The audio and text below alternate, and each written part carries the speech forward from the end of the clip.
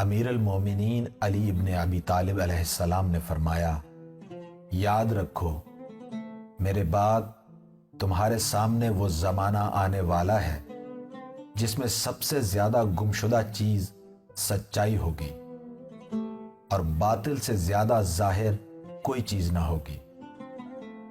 سب سے زیادہ رائج وہ جھوٹ ہوگا جو اللہ اور اس کے رسول سے منسوب کیا جائے گا۔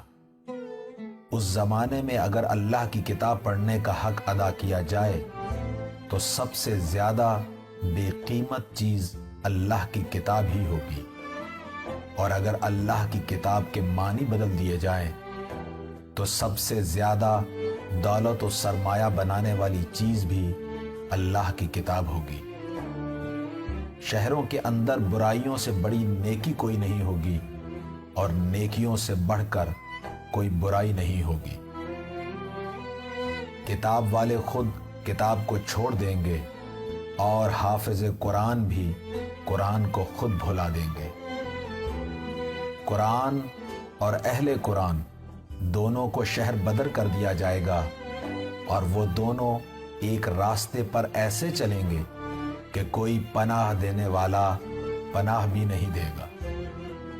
قرآن اور اس کے اہل ان لوگوں کے درمیان ہو کر بھی ان کے درمیان نہیں رہیں گے، انہی کے ساتھ رہیں گے مگر تنہا ہوں گے، اس لیے کہ گمراہی ہدایت کے ساتھ نہیں چل سکتی چاہے دونوں ایک ہی جگہ پر رہیں۔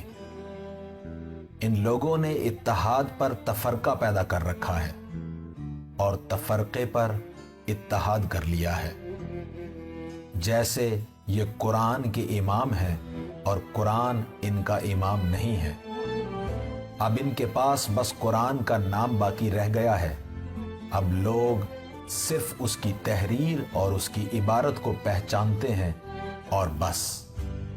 اس سے پہلے بھی یہ بھلے انسانوں کو بے حد اذیت دے چکے ہیں اور اس کی سچائی کو جھوٹ کا نام دے دیتے ہیں اور ان کو نیکیوں پر وہ سزا دیتے ہیں جو برائیوں پر دی جاتی ہے۔ تم سے پہلے والے لوگ اس لیے تباہ ہو گئے کہ ان کی امیدیں بہت لمبی تھیں اور موت ان کی نگاہوں سے چھپی ہوئی تھی۔ پھر ایک دن موت نازل ہو گئی، جس کے بعد اگر کوئی معذرت کرے تو اسے معذرت واپس کر دی جاتی ہے اور توبہ کی مہلت اٹھا لی جاتی ہے، اور مصیبت، عذاب اور درد باقی رہ جاتا ہے۔ اے لوگو، جو پروردگار سے سچ میں نصیحت حاصل کرنا چاہتا ہے اسے توفیق بھی مل جاتی ہے، اور جو اس کے حکم کو واقعی اپنانا چاہتا ہے تو اسے سیدھے راستے کی ہدایت بھی مل جاتی ہے، اس لیے کہ پروردگار کا ہمسایہ ہمیشہ امن و سکون سے رہتا ہے جبکہ اس کا دشمن ہمیشہ خوف زدہ۔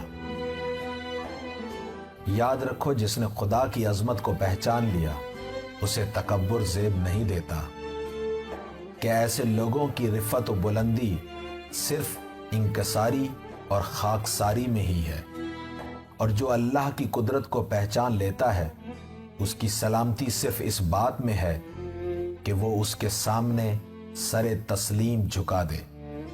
میں تمہیں خبردار کر رہا ہوں کہ حق سے ایسے نہ بھاگا کرو جیسے کوئی صحت مند کسی وبا زدہ سے بھاگتا ہے یا کوئی تندرست کسی بیمار سے جان چھڑاتا ہے۔ یاد رکھو، تم ہدایت کو اس وقت تک نہیں پہچان سکتے جب تک اسے چھوڑنے والوں کو نہ پہچان لو، اور کتاب خدا کے عہد و پیمان کو اس وقت تک اختیار نہیں کر سکتے جب تک اسے توڑنے والوں کی معرفت نہ حاصل کر لو، اور قرآن سے تمسک اسی وقت ممکن ہے جب تک اسے نظر انداز کرنے والوں کو پہچان نہ لو۔ حق کو صرف اس کے اہل کے پاس تلاش کرو، کیونکہ یہی وہ لوگ ہیں جو علم کی زندگی ہیں اور جہالت کی موت۔ یہ لوگ وہ ہیں جن کا حکم ان کے علم کی خبر دیتا ہے اور ان کی خاموشی سے ان کا کلام چھلکتا ہے اور ان کے ظاہر سے ان کا باطن چھلکتا ہے۔ یہ وہ لوگ ہیں جو دین کی مخالفت نہیں کرتے اور نہ اس کے بارے میں آپس میں اختلاف کرتے ہیں۔ دین ان کے درمیان بہترین سچا گواہ اور وہ خاموش چیز ہے جو گفتگو کرتی ہے۔